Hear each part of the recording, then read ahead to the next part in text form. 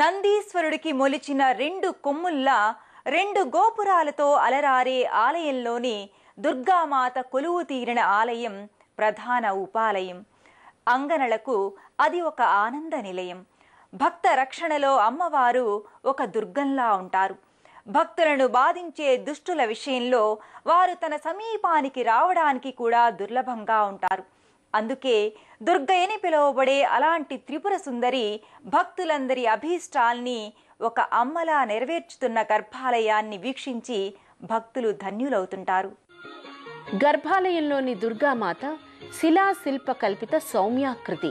అరుణ వస్త్రధారణతో క్షీరాభిషేక జలాభిషేకాదుల్ని అందుకొని కుంభ దీప ఆరాధనతో వర్ధిల్లే జగన్మాత భక్త జన సంప్రీత.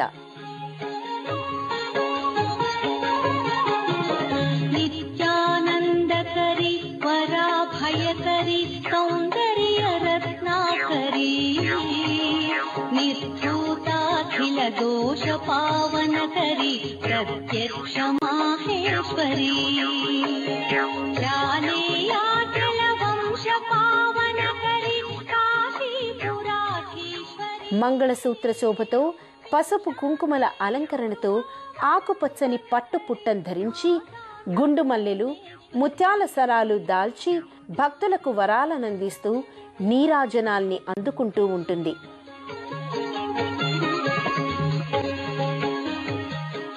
అమ్మవారి పాదపీఠం క్రింద శ్రీచక్ర మేరువు కూడా అర్చనల్ని అభిషేకాల్ని అందుకొని తన శక్తి తరంగాల్ని భక్తులపైకి ప్రసరిస్తూ ఉంటుంది.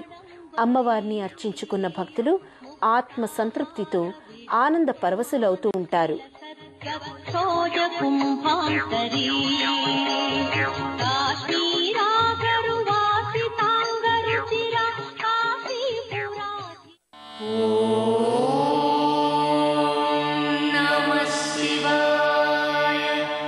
శివాయ